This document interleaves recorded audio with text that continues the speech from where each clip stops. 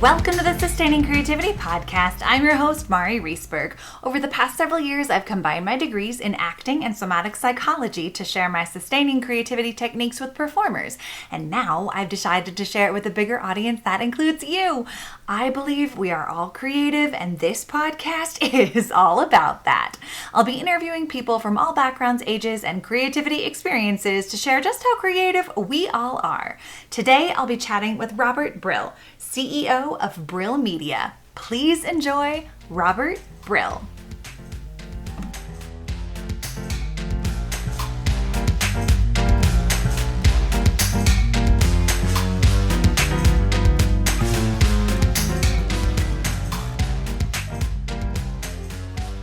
Welcome to the Sustaining Creativity Podcast. Today I am here with Robert Brill, CEO of Brill Media. Welcome to the podcast. Mari, thanks for having me. Oh, I'm so excited to chat with you about creativity and hear more about all the things that you do. So why don't you give us the rundown? Tell us a little bit more about who you are and what you do.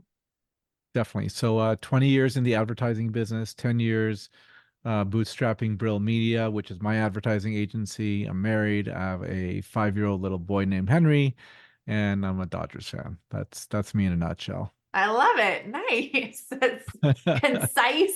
Yeah. Wonderful. Well, I'm super excited to hear more about kind of the bootstrapping of Brill Media and the Yeah. creativity that had to, I'm imagining, went into starting that. Kind of how did that come about? Were you doing something else and then stepped into your own Yeah. adventure? That's exactly it. 10 years. I worked 10 years in the advertising business, and the company I was working for filed for bankruptcy, which is unfortunate. Yeah. And so I thought, okay, if I have to start all over, really don't want to start all over at another agency because I had a really good job. Like I had the cachet, I had the authority, I had Mhm. the domain experience, and I didn't want to start that all over again. So I said, okay, if I'm going to start something all over, I'm going to start it for myself instead of someone else. Yeah. This idea of creativity, creation is, shows up in many different ways. And people think about the arts, certainly. But I Mhm. mean, business owners are literally creators of businesses and employment and impact for the people that they touch in all capacities of their work. And so I can't, when you think about advertising, people mostly think of the creative part of it, like they watch Mad Men or they think of the Just Do Right. It logo. But advertising, the part that we do is math and numbers. And when the art gets developed, our job is to buy advertising space to get the art in front of the right people so it compels them to buy stuff. And the creative part was all the little things that I've never had to think about, like what colors are going to go on my website, like what font am I going to write my website in. Yeah. And it was a little bit overwhelming, but the macro act of creation, I think, is an embodiment of the entrepreneur and the person who starts the business, and then certainly it's very much impacted by the people who come on board. And Mhm. in no way would we be where we are if it wasn't for like the impact that my wife has had, and the good decision making she's helped me have, and just she's my trust advisor in how we make good decisions for the business. Nice. I love it. So important to have those people in your corner who can tell you definitely not or green light, go ahead. So so a definitely not moment. I don't talk about this often. In fact, I can't really think about when I've ever talked about it. So I was like, okay, I need a more creative name.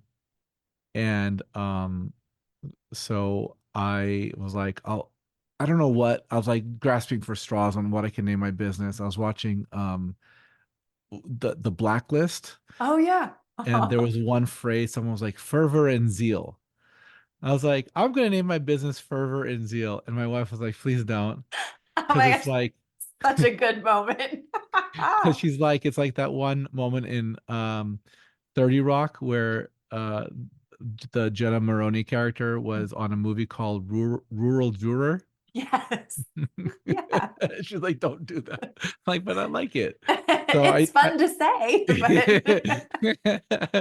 but so So that's an example of how my wife helps me make good decisions with the business. I love it. So important. I have that community support, people who will cheer you on and full stop you when you need it. 100%. 100%.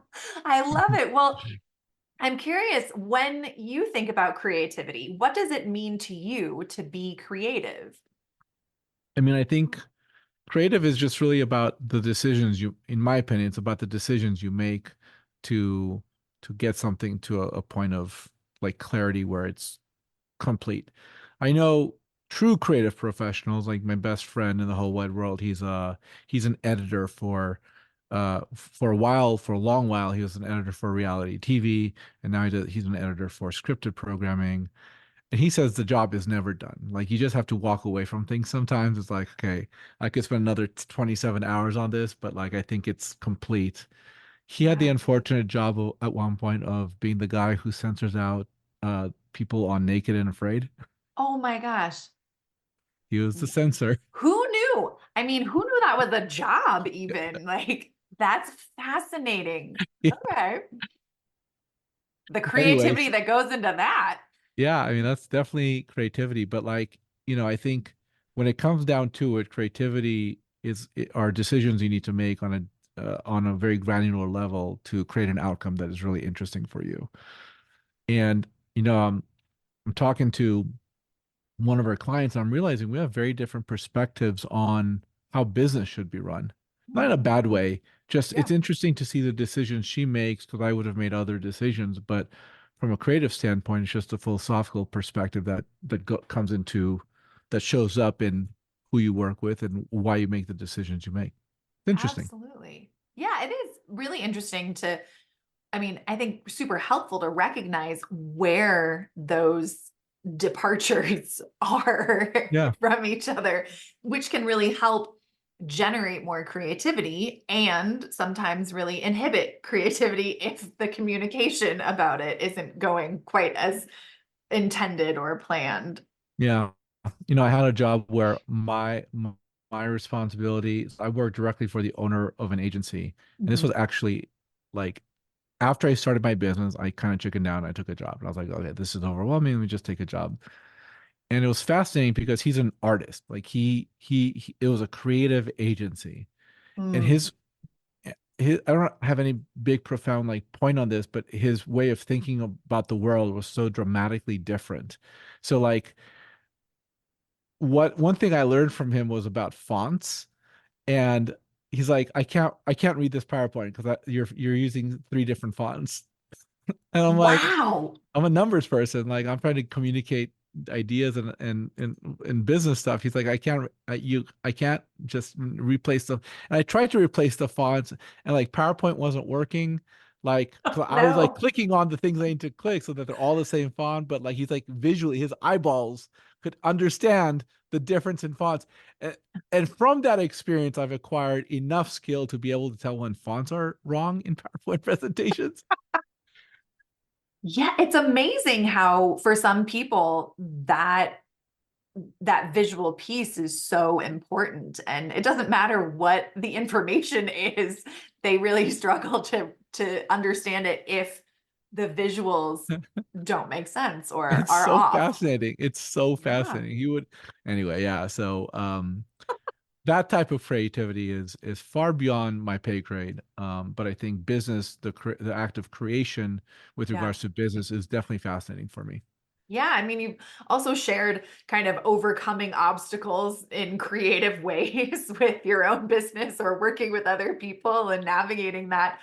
When you are faced with more obstacles or challenges, what's your strategy of moving through them?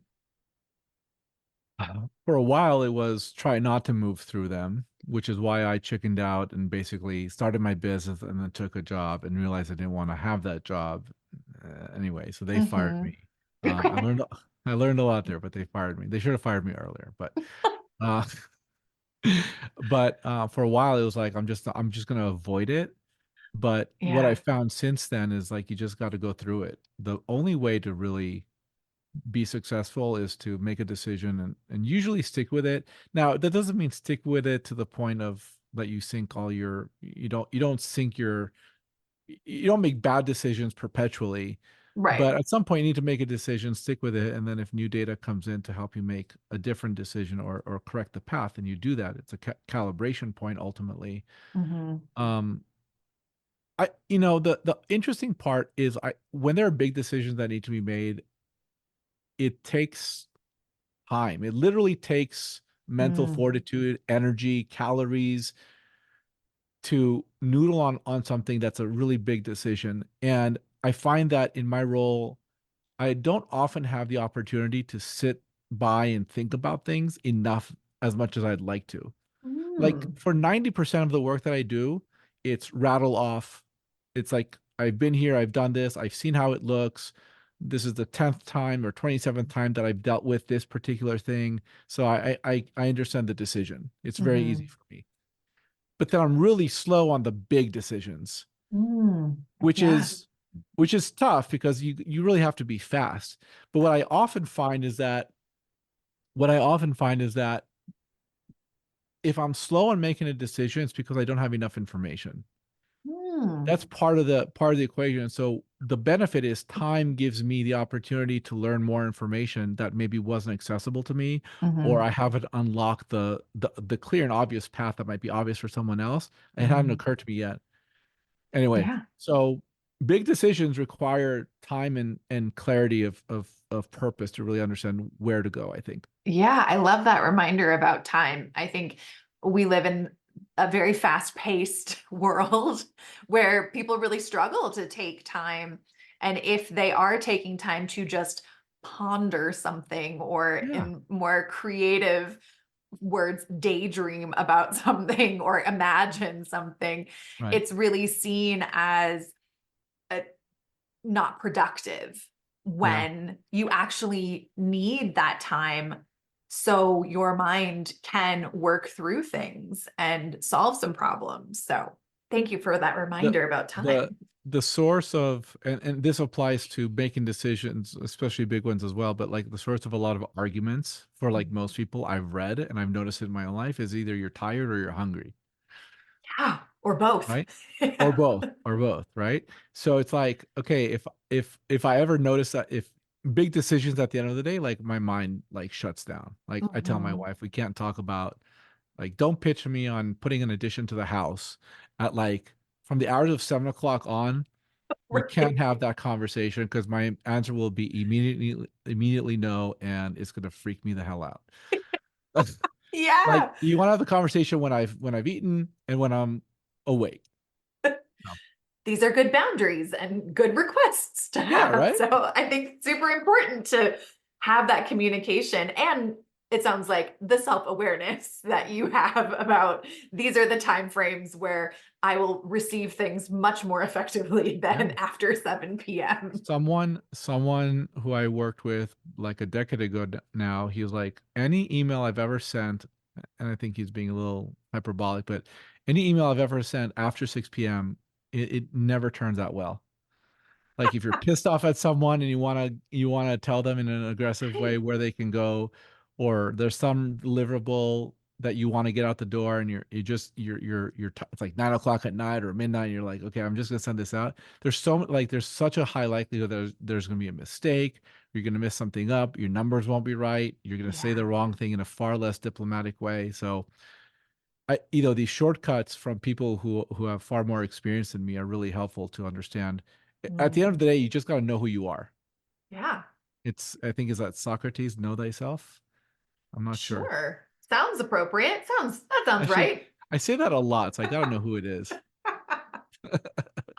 I love it, but like really appreciating what it means to take your time with something. Yeah. I think not enough people really do that. And it sounds like other people will concur that we are not It taking enough also time. it also has to do with investing. Like there Mm. was a period of time where I was like, I'm gonna day trade. I was stupid. I bought Facebook for like $5,000 and it'd be worth who knows how much now, 50,000, 75,000.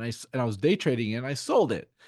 this was Yeah. like a with like within the first 3 to 6 months of Facebook coming out in the stock market, IPOing. Hmm.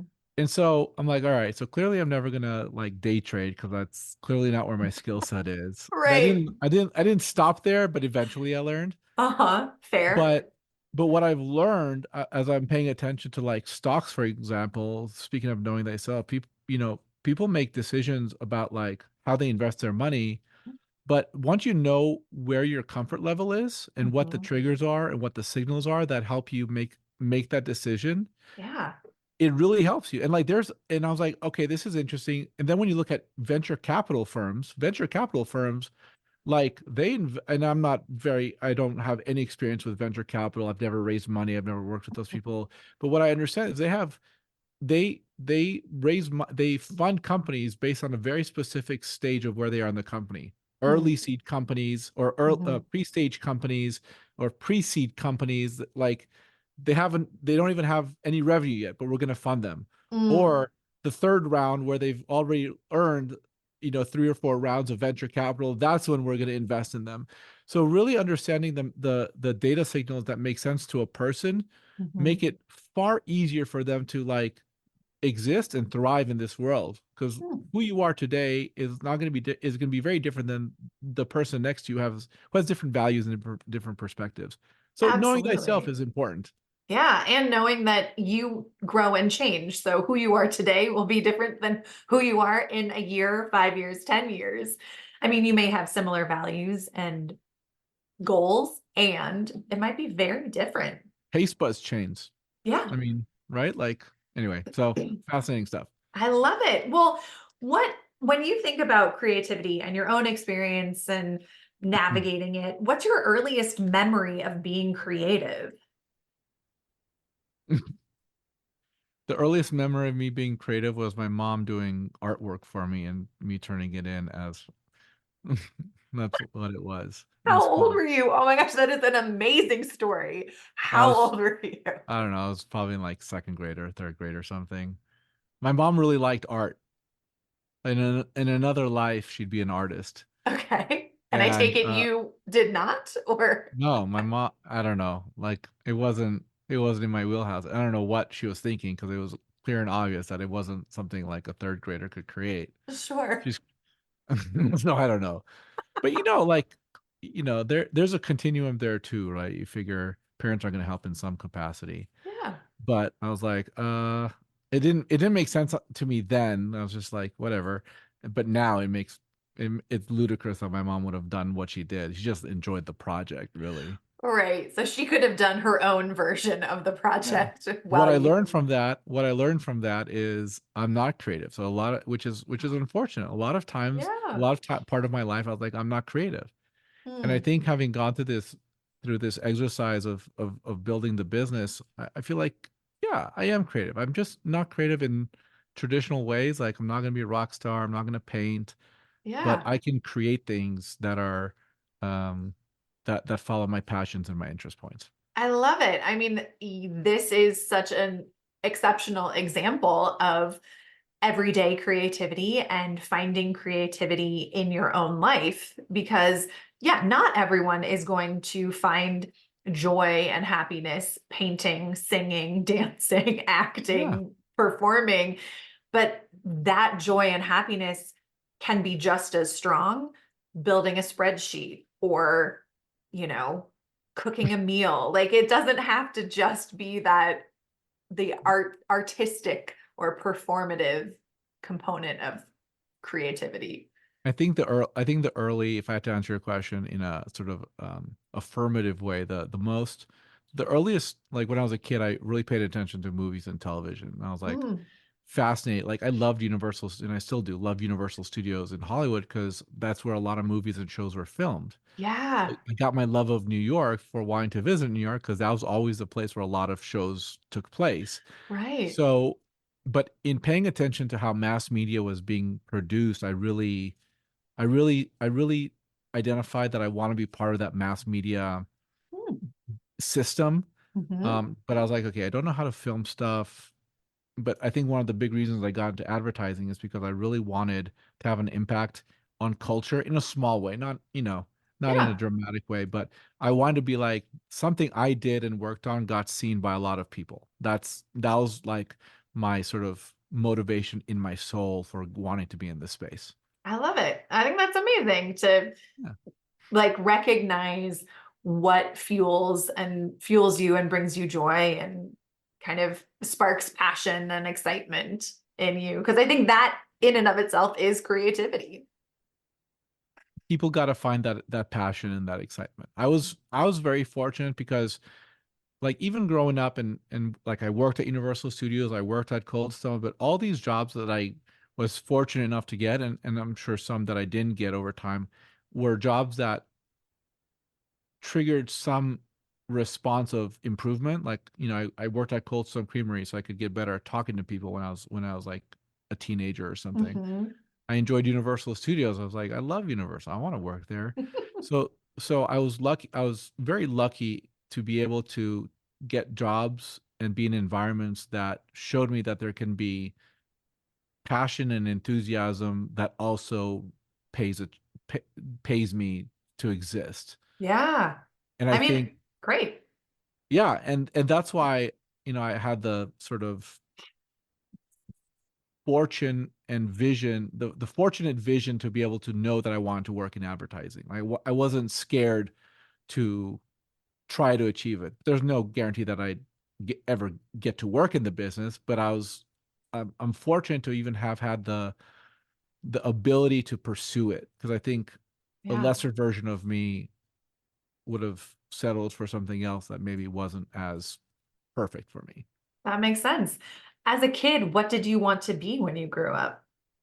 An astronaut. I still want to be an astronaut. I You mean, kidding? sure, I love it. I think I'm always so curious what people say, like when they were kids, what was their big dream and kind of how does that, even though you aren't an astronaut, but I can definitely draw parallels in like solving problems and doing different things in your current career. Yeah, I mean, I think that's interesting. I think growing up, I was kind of like a dud. Like I didn't there was Well, don't sell yourself short here. like I wasn't into Legos. I wasn't into, I liked watching the Dodgers and whatnot, but I really wasn't in a position where it's like I had my life's vision drawn Mhm. out for me and I knew what I want. I didn't really know. And I went to college, got a bachelor's degree in business school. And that's again the career, the degree you get for when you don't know what you want to do with your life. As far as I've we colloquially talked about it. Mhm. Um, but when computers became a thing, so I got my first computer and I think I was 14 years old or something like that. I mean, that Mhm. was revolutionary to me. I was like, okay, now I know it sounds cliche, but the whole world at my fingertips. Like I could talk to people from all over the world. Yeah. And it was that really sparked a level of enjoyment and curiosity and enthusiasm for me that like I almost like found my purpose when I Mm. understood what a computer could do. Mhm. I didn't know exactly how to wield it yet, but I was like, whatever it is, I want to do more with this thing because that was cool. Mm. That's awesome. I love that. And very cool. I mean, as much as I use computers, it is not my passion in life to use computers and figure out how they work. So when I meet people who truly love that or find their Yeah. creative passion or juices with it, I am very impressed and I think it's such a gift. And I like at the time I knew that I was like ahead of the curve, Mhm. at least not, maybe not compared to everyone. Like I don't know how to code. That's not my thing. It just the communications opportunity was really fascinating for me. Mhm. But I knew I was ahead of the curve in some way because I knew all these like settings and stuff that happens inside a computer. And I was trying to tell my mom, yeah, you just go here and here and here. She's like, how do you know all this? I'm like, I don't know. You just know. Don't you know? Why don't you know? Come on. So I was like, Yeah. so looking back on this, I was like, yeah, I clearly was very interested in it. Mhm. Far, like just like people will like to take apart cars and they understand the ins and outs of a car. I was doing that with like settings and Mm. all kinds of things you could do and widgets you can have on a computer. That's And amazing. yeah, I love so For people who may not feel creative or think that creativity is kind of outside of the things that they do, how would you Mhm. encourage others to find creativity in their life? I mean, just look at the root of the word. You're creating something, right? You're Mm, creating rules, you're creating systems, you're creating opportunities. I think AI has a big opportunity for creative force around the world because, like, as someone who doesn't know how to produce art, I can go to Midjourney and develop art. mm-hmm. Like, no, I get it. Like, it's not like Steven Spielberg or Picasso, but I get to express myself. Like, Mm, creativity is about expressing oneself. And mhm, I think I can noodle with fun ideas that take something in my brain and turn it into something that other people can look at. But I think fundamentally, even if you don't look at AI art, I mean, you can make AI music, and I love mhm, these TikTok videos where um, people have one person singing a completely different genre of music, like whatever the case is. I like that type of stuff, but that's like culture. That's culture being created. I mm, think mhm, the development of something, the creation of something, the creation of life, having a child is a creative force. And everyone, I think, has it in them in some capacity, even mhm. if it's just learning how to play a guitar. And even if you play the guitar poorly, it's a Yeah, creative force that I think nurtures your soul. nice. I love that reminder. It's okay to suck at something Yeah. and nurture your soul in the process. Yeah. Yeah. That's right. I love it. Well, this has been such a wonderful conversation. I just have one last question. What does it feel like in your body to be creative? It's all in the brain for me. It's this really interesting. It's this really there. So, oof.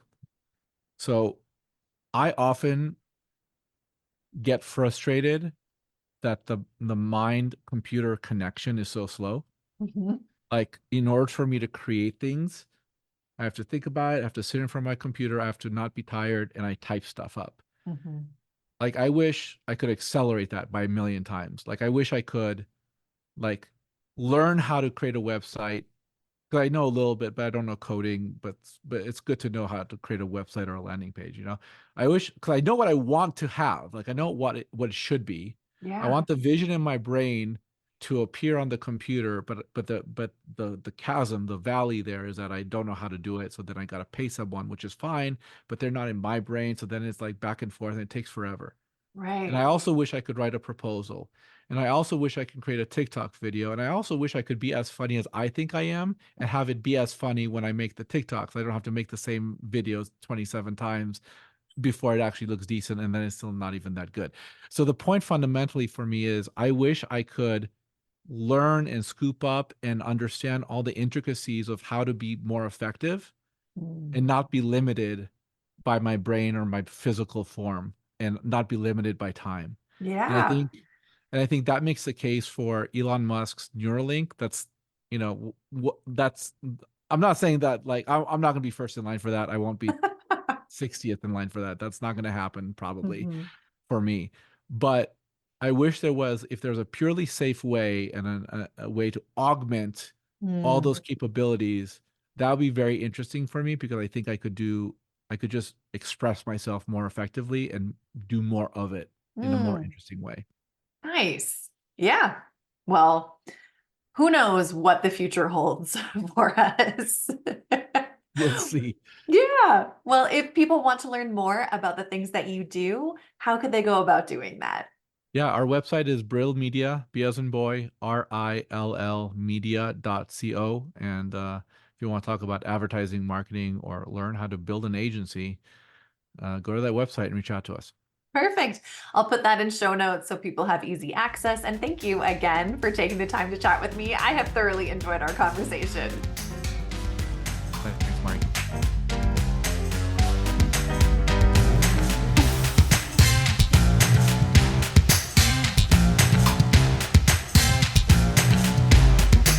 Thanks for listening to the Sustaining Creativity Podcast. We'd love to keep in touch, so follow us on Facebook and Instagram. We are at Sustaining Creativity.